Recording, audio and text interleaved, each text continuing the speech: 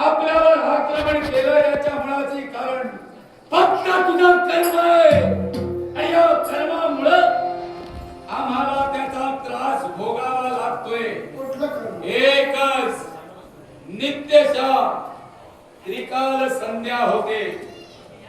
प्रातःकाळी, दुपारी आणि संध्याकाळी अशा 3 संध्या होत आहेत.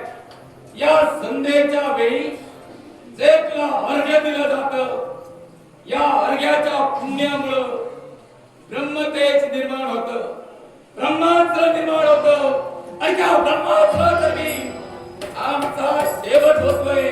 याच्या मुळाचे कारण तू आहे. म्हणजे अर्घ्यदान सर्वसामान्य मानव एवढाच नव्हे तर ऋषीवर्य देत आहे. ते सूर्य देवतेला अर्घ्य देत आहे. आणि हे अर्घ्य देत असताना जी ब्रह्मास्त्र निर्माण होतात ती ब्रह्मास्त्र राक्षसांच्या सेनेचा सर्वनाश करतात. हेच तुमचं येण्याचं हेच माझं येण्याचा उद्देश आहे. कारण आम्ही असं तुमचं काय वाईट केलंय, असं कोणत्या कर्म देवताच्या बाबतीत क्रूर केलंय जेणेकरून आमच्या अस्तित्वाला संपवण्यासाठी देवता तत्पर होत आहे. धर्म हा सचेतन आहे आणि अधर्म हा विनाशाला जाणारा आहे. अधर्माच्या दिशेने जर का राक्षस चालत गेले तर अर्घ्यदानात निर्माण होणारी ब्रह्मास्त्र राक्षसांचा निपात करणारच. पण तुम्ही माझ्यापर्यंत नाही. यांच्याकडून आपल्या कुळाचा काहीतरी उच्चार वेगळा झाला नाही. पण तुमच्याकडे उच्चार मला खरा हवाय. आपण कुठल्या शाखेत जन्माला आला? प्रत्येक प्रश्नाचं समर्पक उत्तर देणार. पण त्यानंतर ही ब्रह्मास्त्र बंद झाली पाहिजे. कारण ज्या हेती प्रयतीचा जन्म झाला तो ब्रह्मकुळाच्या ठिकाणी एकाचा मुखातून आणि दुसऱ्याचा नेत्रातून या विश्वाच्या ठिकाणी ब्रह्मदेवानं सृष्टी निर्माण केली.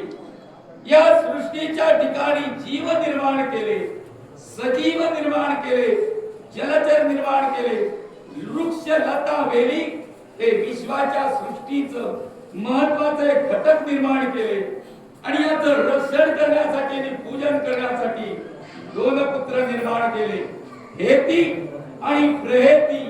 या प्रहेतीनं या सर्वाचे पूजन अर्चन केलं, यक्षण केलं म्हणून त्यांना यक्ष असं संबोधलं गेलं.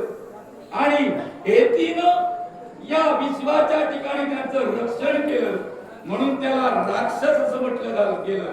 एक यक्षकुळ आणि दुसरं राक्षस कुळ अशी 2 कुळ विस्तारित झाली. त्यातूनच हेतीचे विश्वाच्या ठिकाणी विद्युत केशी आणि केशी अशा प्रकारे पुढे शाखा सुरू झाले. आणि त्याचेच माली, माल्यवान आणि सुमाली या सुमाली कर्मी प्रहस्त निर्माण झाला. आणि प्रहस्ताचा पुत्र तुझ्या समोर आहे. म्हणजे तुमचं सर्वांचं मूळ ब्रह्मदेव आहे. साहजिकच. मग सांगाव ब्रह्मदेव आपल्या अंगाला भस्म धारण करतात की नाही? या विश्वाच्या ठिकाणी ब्रह्मदेवच नाही तर प्रत्येक जीवानं संध्या करत असताना भस्म अंगाला लावून संध्या करावी. न पेक्षा स्नान केल्यानंतर पाप पुरुष निर्माण होतो. तो पाप पुरुष निर्माण होऊ नये याच्यासाठी प्रत्येकानं संध्या करत असताना भस्म अंगाला लावावं. विरांची जर का अंगाला भस्म धारण करतात आणि भस्म धारण करताना अर्घ्यदान देतात तर मग मला सांगावं ते सुद्धा अर्घ्यदान देताना भस्म धारण करत असताना तुमचे राक्षस मरतातच. जर ब्रह्मास्त्र अर्घ्यदानाला निर्माण होत असतील आणि राक्षसांना संपत असतील तर ब्रह्मदेव सुद्धा अर्घ्यदान करताना ब्रह्मास्त्र निर्माण होतात आणि राक्षसांचा मृत्यू उद्भवतो. मग हा जाप मला विचारायला आला. हा जर ब्रह्मदेवांना विचारायला गेला असता तर तुमच्या कुळाच्या कुलपुरुषांना विचारायचं भाग्य मिळालं असतं. भाग्य ते मला नकोय. कारण अर्घ्य ज्याला दिलं जातं आणि अर्घ्य जो स्वीकारतो तो सूर्यदेव आहे. आता तुझ्या कर्मी ही गोष्ट घडत आहे. कर्म करणारा प्रत्येक प्रत्येक जण कर्म करत राहणार, त्या कर्मानुसार कुणाला त्रास होतोय हे तुला कळलं पाहिजे. अर्थात या विश्वाच्या ठिकाणी आम्ही देवतांना सहाय्य करणारे होतो. हेती प्रयती यांची पत्नी गंधर्व कन्या होती. सुमाली माली माल्यवान यांच्या पत्नी सुद्धा गंधर्व कन्या. मग यांच्या बाबतीत देवेंद्रानं कपट करून त्यांचा शेवट करण्यासाठी लढण्याचा प्रयत्न का केला? अर्थात आमचं वर्चस्व तुम्हा देवतांना नको. काही दानवांची संघर्ष देवतांचा असताना या हेती प्रयतीनं सहाय्य केलं, विद्युत केशीनं सहाय्य केलं, माली माल्यवानानं सहाय्य केलं. असं असताना सुद्धा तुम्ही त्यांच्या बाबतीत जर पापाचरण करत असाल, मला तुमचं अस्तित्व मान्य नाही. हे मृदंगरासोबत केवळ सहकार्य केलं. हे सहकार्य काही काळासाठी सीमित होतं. यक्षांनी नेहमी मात्र देवतांना सहकार्य केलं आणि अजूनही ते करतायत. पण राक्षस मात्र विरोधी बनले. मग मला सांगा, विद्युत केशी, या विद्युत केशीची पत्नी म्हणजे सालकंटका, ही तर गंधर्व कन्या. असं असताना जन्माला आलेला मुलगा सुकेशी, याला मात्र मुलाला सोडून दिला, वाऱ्यावर सोडला.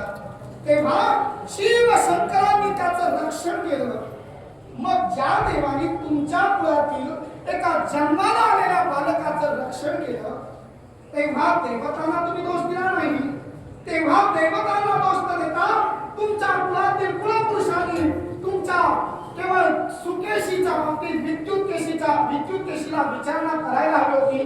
का केली नाही? एकच कारण आहे. याच्या अगोदरच देवेंद्रानं त्या द्वीपावर या राक्षसांचं आणि यक्षांचं अस्तित्व होतं.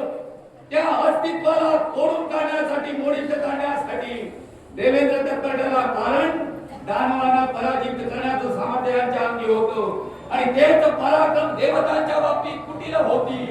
या कारणास्तव अस्तित्वापासून दूर केलं आणि जनस्थानाच्या ठिकाणी ज्याला स्थित राहण्यासाठी मनामनात भटकणं क्रमप्राप्त होऊ लागलं. प्रत्येक जण आपला असणारा घटक आणि वंश वाढावा याच्यासाठी मोकळेपणानं जगत होते. शिवशंकरानं केलं काही उपकार केलं नाही.